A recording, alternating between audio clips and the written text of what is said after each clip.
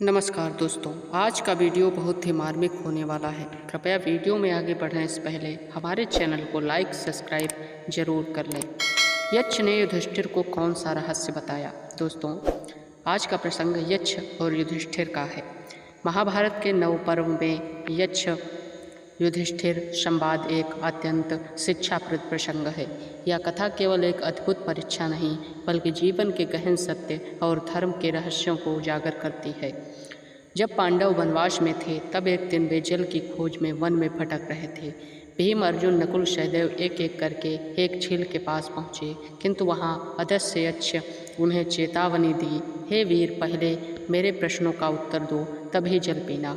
परंतु अधीर होकर पानी पीने लगे और वो तत्काल मूर्छित होकर गिर पड़े।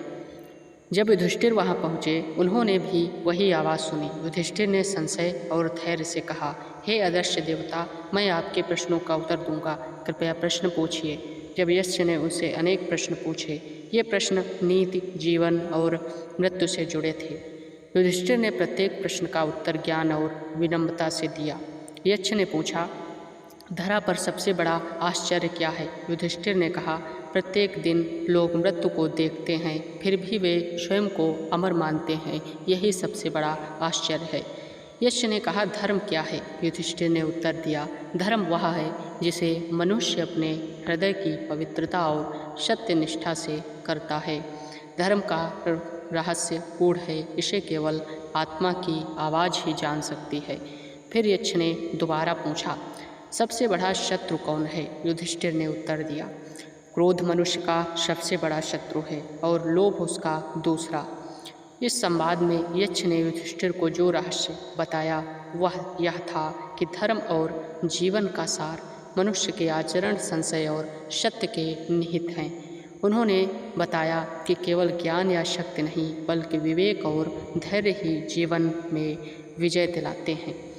जब सभी प्रश्नों के उत्तर युधिष्ठिर ने दे दिए तब यक्ष अत्यंत प्रसन्न हुआ और उसने कहा, तुम्हारा विवेक अतुलनीय है, तुम सच्चे धर्मात्मा हो युधिष्ठिर। तब युधिष्ठिर ने अपने भाइयों के प्राण वापस मांगे। यक्ष ने कहा, तुम केवल एक को जीवित कर सकते हो।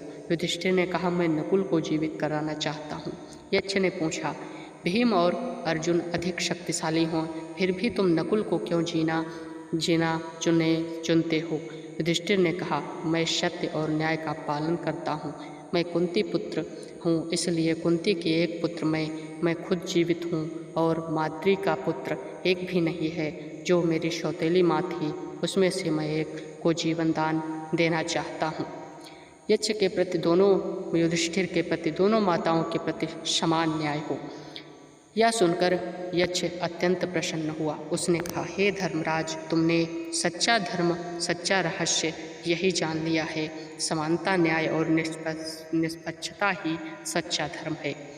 तब यक्ष ने अपना वास्तविक रूप प्रकट किया। वह स्वयं यमराज थे, युधिष्ठिर के पिता। उन्होंने कहा, पुत्र, तुमने धर्म के मार्ग पर अटल रहकर जो परीक्षा पास की वह सच्ची विजय है। मनुष्य को संकट में भी सत्य और न्याय नहीं छोड़ना चाहिए, यही धर्म का रहस्य है। अंत में युधिष्ठिर ने सभी भाइयों को जीवित कराया और यमराज ने उन्हें आशीर्वाद दिया कि धर्म की सदा के लिए तुम्हारे साथ रहेगी। निष्कर्षता यह निकला दोस्तों, यक्ष ने युधिष्ठिर को यह रहस्य बताया कि मनुष्य की सच्ची शक्ति उसके ज्ञान, सत्य, संशय और न्यायप्रियता में है। धर्म का सार बाहरी अनुष्ठानों से नहीं बल्कि हृदय की पवित्रता और क्षमता के भाव में है। संकट के समय भी जो मनुष्य सत्य और न्याय में नहीं डगमगाता वही सच्चा धर्मात्मा है। दोस्तों, यह युधिष्ठिर और यक्ष का संवाद सदा के लिए अमर हो गया। दोस्तों, अगर इस कहानी से आपको थोड़ी सी भी प्रसन्नता हुई हो तो हमारे चैनल को लाइक सब्सक्राइब जरूर कर लें। धन्यवाद।